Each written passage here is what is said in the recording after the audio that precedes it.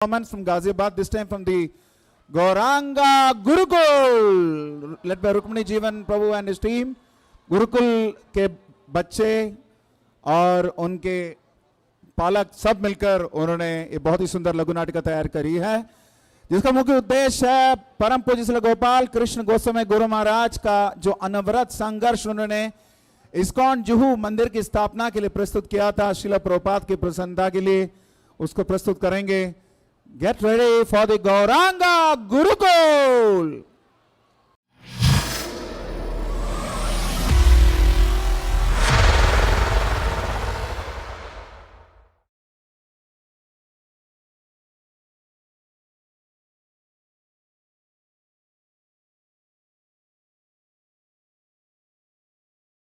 हरे कृष्ण.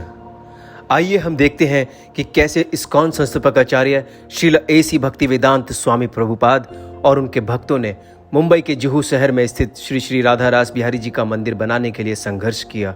श्रील प्रभुपाद ने जब यह जमीन देखी जहां आज यह विशाल मंदिर है, उसको देखते ही उन्होंने अपने भक्तों से कहा था कि यहाँ राधा रास बिहारी जी के लिए एक मंदिर होना चाहिए. यह सुनकर भक्तों के अंदर उत्साह आ गया.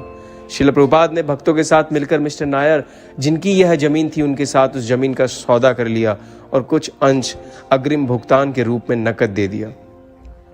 सभी भक्तों ने उस जमीन पर एक टेम्परेरी मंदिर, जिसकी 4 दीवारी लोहे की चादरों की थी, कुछ ही दिनों में खड़ा कर दिया और भक्तों ने श्रील प्रभुपाद को वहां आमंत्रित किया.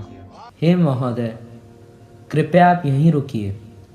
थोड़ी असुविधा जरूर होगी, लेकिन यदि आपकी कृपा रही तो मैं आपके लिए यहाँ एक भव्य मंदिर बनवाऊंगा.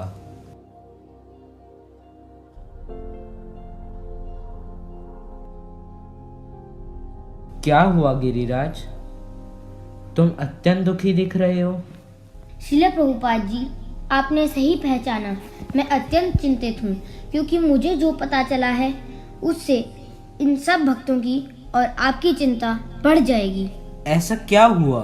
श्रील प्रभुपाद जी, मुझे हमारे वकील से पता चला है कि इस जमीन के मालिक मिस्टर नायर ने यह जमीन सी कंपनी के हाथों बेचने का समझौता किया था, लेकिन बाद में उन्होंने इस समझौते को रद्द कर दिया और अब सी कंपनी ने कोर्ट में उनके ऊपर मुकदमा चलाया हुआ है. यदि मुंबई हाई कोर्ट कंपनी के पक्ष में निर्णय दे देगी तो यह जमीन उसे ही मिलेगी. हमें सावधान रहना होगा, क्योंकि यह धन कृष्ण का है और यह स्थान भी कृष्ण के लिए है. गिरिराज, तुम मिस्टर नायर से इसके बारे में पूछताछ करो. लालच इंसान को अंधा बना देता है और हुआ यही. मिस्टर नायर इस्कॉन से भी पैसे लेना चाह रहा था और जमीन भी नहीं देना चाह रहा था. अपने वकील के साथ मिलकर उसने योजना बनानी आरंभ की. अच्छा यह बताओ, गिरिराज का वकील कब आ रहा है. अच्छा, वो मिस्टर भट्ट, इस्कॉन के ऑफिशियल लॉयर. अच्छा, वो तो यहाँ बस आने ही वाले होंगे. आइए आइए भट्ट साहब, आइए बैठिए. तो आप हैं मिस्टर नायर, जिन्होंने एक जमीन का सौदा 2 बार कर दिया. तो आप हैं वो वकील जो एक ही केस के पैसे दोनों क्लाइंट से लेते हैं. अभी तक तो हमारा प्लान बिल्कुल सही जा रहा है. बस हे वकील, तुम इस्कॉन के सगे बने रहो. उन्हें किसी भी तरह से शक ना हो कि तुम मेरे साथ मेरे लिए काम कर रहे हो.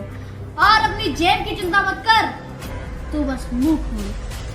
हैरानी हुई होगी आपको यह जानकर कि इस्कॉन के ऑफिशियल वकील मिस्टर नायर के साथ मिले हुए हैं. मिस्टर नायर की नीयत खराब थी. वह बस किसी तरह से टाल रहा था. डील साइन करने का उसका कोई इरादा न था. इस पर श्रील प्रभुपाद अत्यधिक क्रोधित हो जाते हैं और गिरिराज स्वामी को आदेश देते हैं कि वह सुमति मुरारजी और अन्य इस्कॉन के आजीवन सदस्यों से सहायता ले और साथ ही न्यूज़पेपर में आर्टिकल छापे कि यह जमीन हरे कृष्ण लैंड के नाम से जानी जाएगी और कुछ ही दिनों में इस्कॉन के आधिपत्य में आने वाली है.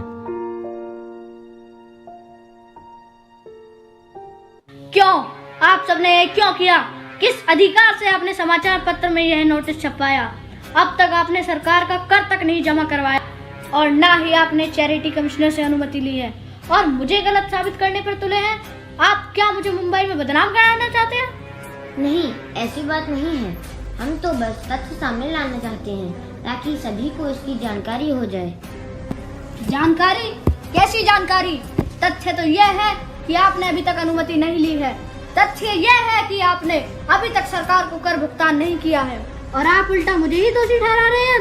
इन सभी तथ्यों को क्यों नहीं छुपा रहे हैं आप? मैं तो 6 महीने से अनुबंध पत्र देने को तैयार हूँ, लेकिन आप लोगों ने अपना काम नहीं किया है। और बात करते हैं तथ्य की, मैं बिक्री के इस कॉन्ट्रैक्ट को रद्द करता हूँ और आपने जो मुझे 2 लाख दिए वह मेरे। उस जमीन को तुरंत खाली कर दीजिए, तुरंत। नायर जी, मेरी बात तो सुनिए। मुझे कोई बात नहीं सुननी तुम्हारी, निकल जाओ यहाँ से। गुप्ता, जू वाली जमीन से पानी तुरंत कटवा दो, अभी इसी समय, और इनके खिलाफ पर्चे छपवा दो, जिससे लोगों को पता चले, पूरी दुनिया में पता चले कि इन्होंने अपने सारे वादे तोड़ दिए हैं और आसपास के लोग इनसे कितने परेशान हैं। और हाँ, मेरी जमीन जल्दी से जल्दी खाली करवा दो। नायर जी, बात तो सुनिए। नायर जी, कृपया मेरी बात सुनिए। मेरे घर से निकल जाइए अभी, तुरंत। मिस्टर नायर के इस व्यवहार से भक्तों को चिंता होने लगी। वे सोचने लगे कि अब राधा रास बिहारी जी का मंदिर कैसे स्थापित करेंगे। जब उन्होंने श्रील प्रभुपाद को बताया तो प्रभुपाद ने तुरंत मिस्टर नायर के खिलाफ मुकदमा दर्ज करने को कहा। शुद्ध भक्त होने के नाते श्रील प्रभुपाद को चैन कहाँ। वे सोचने लगे कि राधा रास बिहारी जी का मंदिर बनने में बड़ी बाधा आ रही है, तो वह भी विदेश से तुरंत मुंबई आ गए और मिस्टर नायर से अपने मित्र महादेव्य के घर मिले। यह सभी CIA के एजेंट हैं और आप हरे कृष्ण की ओट में इन सबको अमेरिका से यहाँ जासूसी करने के लिए ला रहे हैं। मैं ऐसा कभी नहीं होने दूंगा। मैं आपको अपनी जमीन नहीं दूंगा। ठीक है, अगर तुम जमीन नहीं देना चाहते, यह तुम्हारी मर्जी, लेकिन एक बार फिर से सोच लो। सोच लो? मतलब आप तो ऐसे बात कर रहे हैं जैसे आप उस जमीन के मालिक हैं। हमने कब कहा कि हम मालिक हैं? मालिक तो केवल कृष्ण हैं और राधा रास बिहारी जी तो वहाँ पहले से ही विराजमान हैं। फिर तुम हमें परेशान क्यों कर रहे हो? अपनी जमीन की कीमत लो और वह जमीन हमें दे दो। जमीन का मालिक मैं हूँ, जहाँ चाहूँ वहाँ उसे बेचूंगा और तुम विदेशी लोगों को तो हरगिज नहीं। चलो ठीक है, जब तुमने यही जिद पकड़ ली है तो चेक तैयार करो। अभी तक हमने जितनी राशि, जितने पैसे तुम्हें दिए हैं, वह सब हमें वापस करो। हम जमीन खाली कर देंगे। पैसे हैं तुम्हारे पास?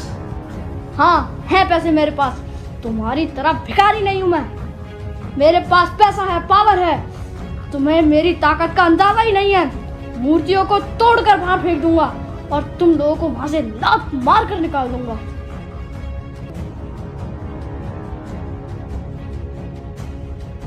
कृष्ण अपने प्रति अपराध को तो सहन कर सकते हैं, लेकिन उनके शुद्ध भक्तों के प्रति यदि कोई अपराध करे तो कृष्ण से यह सहन नहीं होता। जिस रात मिस्टर नायर ने श्रील प्रभुपाद से इस तरह बात की, उसी रात मिस्टर नायर को हार्ट अटैक आया और उसकी मृत्यु हो गई। मिसेज नायर मिस्टर नायर की मृत्यु को सहन नहीं कर पाई और इस्कॉन और उसके सदस्यों को अपना शत्रु समझ बैठी। उसने पैसों की ताकत से राधा रास बिहारी जी के मंदिर को तोड़ने के लिए म्युनिसिपैलिटी डिपार्टमेंट के कुछ लोगों को पुलिस वालों के साथ वहां भेजा। छोटे, देख रहे हो, यही है वो विष्णु मंदिर। जबरदस्ती डेला डाला हुआ है, सब इलीगल है। वैसे ने अपने आप में किसी में भक्त माने, दूसरा की जमीन पे कब्जा करे बे। तुम काटू कुटू देख रहे हो, जाके तोड़ो ना बे। ठहरो ठहरो, जरा 2 मिनट बात तो कर लो। ये देखो, मेरे पास सेल एग्रीमेंट के कागज हैं। यह जमीन कुछ ही दिनों में हमारी होने वाली है। इसका सौदा हो चुका है। जरा आप कागज तो देख लीजिए। अरे पंडित जी, ये कागज का खेल हमको ना सिखाओ भाई। हमारे पास भी एक कागज हुआ है जिसमें लिखा हुआ है ये तुम्हारा मंदिर इलीगल तरीके से बना है। अब किस कागज की बात माने? अरे एक बार जरा देख तो लीजिए। मैं आपके सामने हाथ जोड़ता हूँ। जाइए पंडित जी, हमें अपना काम करने दीजिए।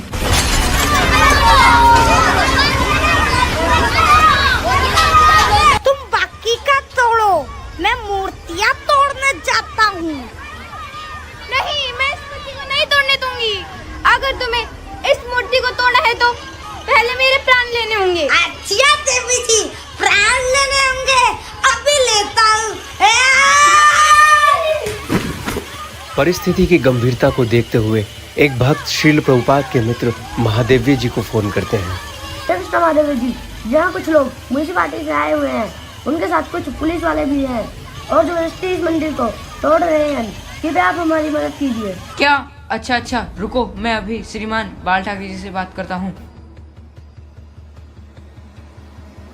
हेलो, क्या मैं श्रीमान बाल ठाकरे जी से बात कर सकता हूँ? मैं महादेव पे बोल रहा हूँ। अरे लेकिन मुझे बहुत ज़रूरी बात करनी है। हाँ, कराइए जल्दी। जब श्रीमान बाल ठाकरे जी को यह सूचना मिलती है कि विष्णु मंदिर उनके शहर मुंबई में तोड़ा जा रहा है, तो वह सहन नहीं कर पाते और तुरंत कमिश्नर को फोन लगाते हैं। कमिश्नर, क्या हो रहा है मेरे शहर में? हिंदू मंदिरों को तोड़ा जा रहा है, क्या कर रहे हो आप लोग? सर, मैं समझा नहीं सर। जू में हरे कृष्ण मंदिरों को तोड़ा जा रहा है, तुम लोग क्या कर रहे हैं वहां बैठकर? साहब, मुझे इसके बारे में कोई जानकारी नहीं है। ये मुंबई शहर मेरा है, मेरा, और मेरे यहाँ ऐसा नहीं हो सकता। मैं जल्दी ही कुछ करता हूँ साहब। इसी में तुम्हारी भलाई है। जिस किसी ने भी हिंदू मंदिरों को तोड़ा तो मैं उसे और उसके परिवार को धूल में मिला दूंगा, समझे तुम? कमिश्नर तुरंत घटना स्थल पर अधिकारी को फोन लगाते हैं और उन्हें वहां से वापस आने के लिए कहते हैं। अरे रुक जाओ भाई, रुक जाओ, मेरी नौकरी खाओगे क्या? क्या हुआ बड़े, काहे रोक रहे हो? अरे छोटे, बाल ठाकरे का फोन आया है, कमिश्नर साहब से सीधा आदेश है, यहाँ है, जल्दी वापस चलो। चलो रे चलो, सब वापस चलो।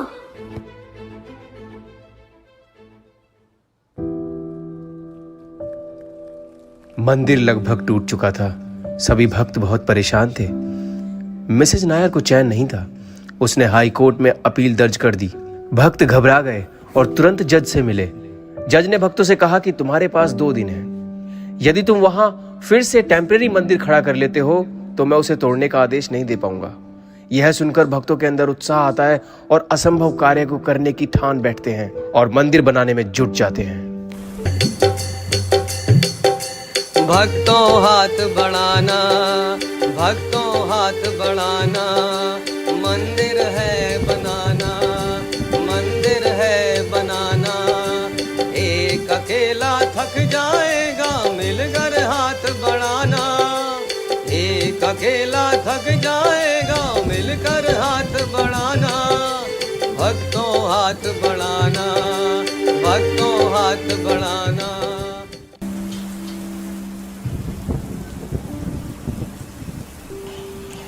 सर्दी, गर्मी, धूप, छाँव, बारिश, तूफान, भूख, प्यास, कुछ भी इन भक्तों को रोक ना पाया, क्योंकि श्रील प्रभुपाद ने श्री श्री राधा रास बिहारी जी को वचन दिया था कि आपका यहाँ एक मंदिर अवश्य होगा।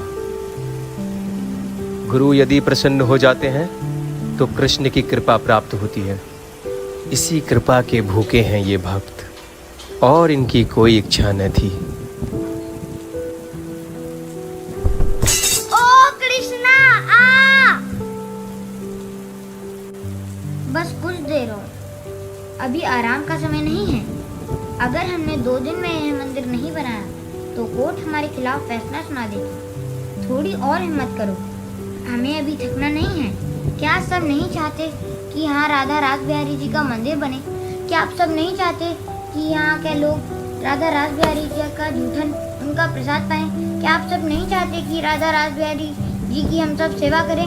हिम्मत मत तोड़ो, उठ खड़े हो और इस मंदिर का निर्माण कार्य को पूरा करो। मैं जानता हूँ कि तुम सबको नींद आ रही है, मैं जानता हूँ कि तुम सब बहुत थके हुए हो, लेकिन यदि आज हमने हार मान ली तो हम हमेशा के लिए हार जाएंगे। नहीं, राधा रास बिहारी यहाँ पे जरूर आएंगे, यहाँ उनका घर बनेगा। मैं अपना पूरा जीवन लगा दूंगा उनकी सेवा में। हरि बोल! राधा रास बिहारी जी की जय।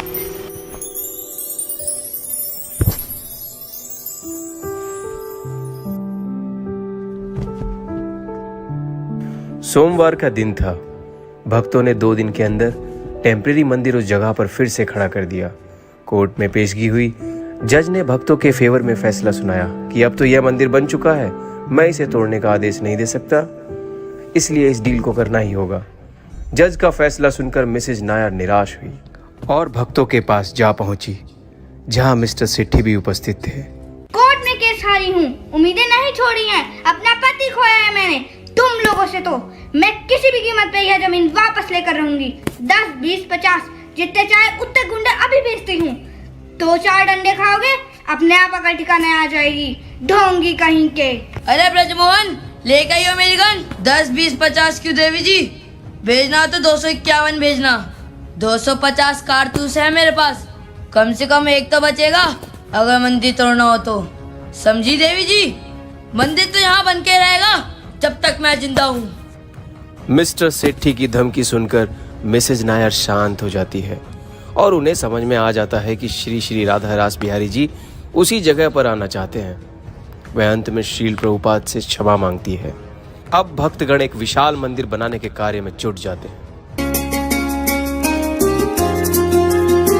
हरे कृष्णा। हरे कृष्णा। हम स्कॉन टेम्पल से हैं। हम आपके शहर में टेम्पल बनाना चाहते हैं। क्या आप उसके लिए कुछ कंट्रीब्यूट करेंगे? आप लोग बहुत अच्छा काम कर रहे हैं। इससे समाज का सुधार होगा और लोग कृष्ण भक्ति की ओर आकर्षित होंगे। मैं भी इसमें अपना कुछ सपोर्ट करना चाहूंगी। लीजिए। हरे कृष्णा। हाँ बोलो, क्या है? हम इस्कॉन टेम्पल से आए हैं, अब मंदिर के लिए कुछ दान देना चाहेंगे। और कुछ काम नहीं है तुम लोगों के पास? पता नहीं कहाँ कहाँ से आ जाते हैं मुँह उठा के। धंधा बना रखा है, पढ़ लिख के देश के लिए कुछ कर लो। आगे जाओ, टाइम नहीं है मेरे पास। ठीक है। हरे कृष्णा। हरे कृष्णा। हम आपके शहर में एक मंदिर बना रहे हैं, क्या आप कुछ दान देंगे?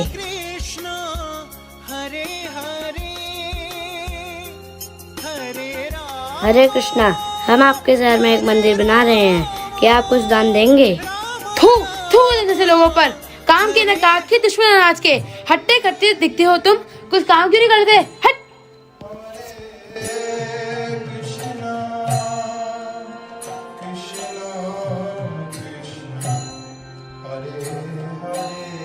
भक्तगण प्रत्येक व्यक्ति को अप्रोच करते हैं, उनसे दान मांगते हैं।